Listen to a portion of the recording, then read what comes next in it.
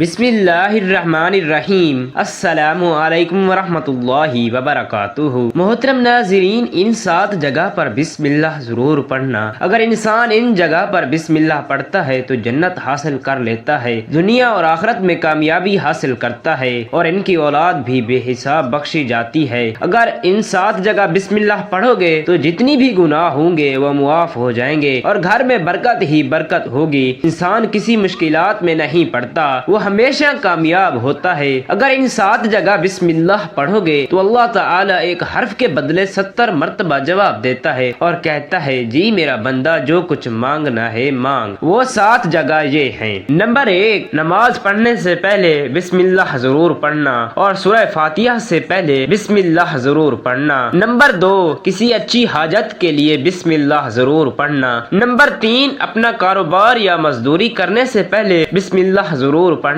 Number 4، اگر کسی بیماری کی عیادت کریں تو پہلے بسم اللہ پڑھنا۔ اس سے یہ ہوتا ہے کہ مریض کو جلد شفا مل جاتی ہے اور اللہ تعالی آپ کو ڈھیروں نیکیاں عطا فرماتا ہے۔ نمبر 5، قرآن مجید پڑھنے سے پہلے بسم اللہ ضرور پڑھنا۔ اس سے آپ کو جنت نصیب ہوگی اور قبر و آخرت کی منزل آسان ہوگی۔ نمبر 6، گھر میں داخل ہونے سے پہلے بسم اللہ ضرور پڑھنا۔ نمبر 7، کوئی اچھا کام شروع کرنے سے پہلے بسم اللہ ضرور پڑھنا، اس سے آپ کی روزی میں برکت ہوگی۔ محترم ناظرین، کیا ہمیں قرآن مجید کی تلاوت اعوذ باللہ اور بسم اللہ پڑھ کر شروع کرنی چاہیے؟ قرآن مجید میں اللہ تعالی نے فرمایا جب تم قرآن پڑھو تو اللہ کی پناہ مانگو شیطان مردود سے۔ اسی لیے قرآن کریم کی تلاوت شروع کرتے وقت اعوذ باللہ پڑھنا مستحب ہے اور بسم اللہ پڑھنا سنت ہے۔ قرآن پاک پڑھنے کے دوران اگر کسی سے دنیاوی باتیں کریں تو پھر دوبارہ اعوذ باللہ اور بسم اللہ پڑھ کر تلاوت شروع کریں۔ یہ مستحب ہے کہ باوضو کعبہ شریف کی طرف منہ کر کے اچھے کپڑے پہن کر تلاوت کریں۔ قرآن مجید میں سورتوں کی فضیلت صحیح مسلم میں ابن عباس رضی اللہ تعالی عنہما سے مروی ہے کہ جبرائیل علیہ السلام حضور اکرم صلی اللہ علیہ وسلم کی خدمت میں حاضر تھے۔ اوپر سے ایک آواز آئی، انہوں نے سر اٹھایا اور یہ کہا کہ آسمان کا یہ دروازہ آج ہی کھولا گیا ہے، آج سے پہلے کبھی نہیں کھلا۔ ایک فرشتہ اترا، جبرائیل علیہ السلام نے کہا یہ فرشتہ آج سے پہلے کبھی زمین پر نہیں اترا تھا۔ اس نے سلام کیا اور یہ کہا کہ حضور اکرم صلی اللہ علیہ وسلم کو بشارت ہو کہ 2 نور حضور اکرم صلی اللہ علیہ وسلم کو دیے گئے اور حضور اکرم صلی اللہ علیہ وسلم سے پہلے کسی نبی کو نہیں ملے۔ وہ 2 نور یہ ہیں سورہ فاتحہ اور سورہ بقرہ کا خاتمہ۔ آخر 2 آیاتیں جو حرف آپ پڑھیں گے وہ دیا جائے گا۔ جو شخص سورہ کاف جمعے کے دن پڑھے گا اس کے لیے 2 جمعے کے مابین نور روشن ہوگا۔ ہر چیز کے لیے دل ہے اور قرآن کا دل سورہ یاسین ہے۔ جس نے سورہ یاسین پڑھی 10 بار قرآن پڑھنا اللہ تعالی اس کے لیے لکھے گا۔ جو شخص اللہ تعالی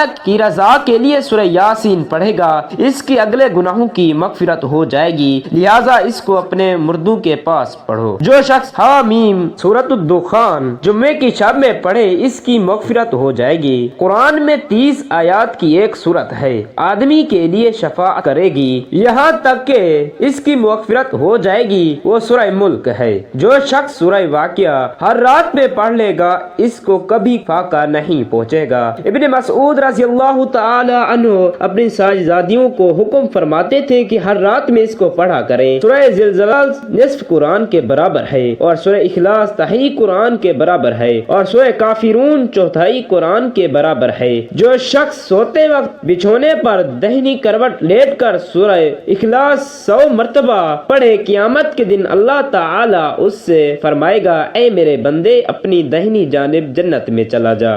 جو شخص اعوذ باللہ السمیع العلیم من الشیطان الرجیم 3 مرتبہ پڑھ کر سورہ حشر کی پچھلی 3 آیات پڑھے اللہ تعالی 70,000 فرشتے مقرر فرمائے گا جو شام تک اس کے لیے دعا کریں گے، اور اگر وہ شخص اس روز مر جائے تو شہید مرے گا اور شام کو پڑھ لے تو اس کے لیے بھی یہی ہے۔ کیا قرآن مجید کی تلاوت وضو کے بغیر کر سکتے ہیں؟ اللہ تعالی نے قرآن مجید میں فرمایا اسے نہ چھوئے مگر با وضو۔ حضرت عبداللہ بن عمر رضی اللہ تعالی عنہما بیان کرتے ہیں کہ ایک شخص نے کہا یا رسول اللہ صلی اللہ علیہ وسلم اسلام کے احکامات بہت زیادہ ہیں، آپ صلی اللہ علیہ وسلم نے مجھے بتائیں کہ میں کس عمل کو زیادہ کروں؟ آپ صلی اللہ علیہ وسلم نے فرمایا تمہاری زبان ہمیشہ اللہ تعالیٰ کے ذکر سے تر رہے. وہ ذکر یہ ہیں: سبحان اللہ، الحمدللہ، لا الہ الا اللہ واللہ اکبر. آپ صلی اللہ علیہ وسلم نے فرمایا جو لوگ ہمیشہ اپنی زبان پر اللہ کے ذکر سے تر رکھتے ہیں وہ ہنستے ہوئے جنت میں داخل ہوں گے. نمبر 2،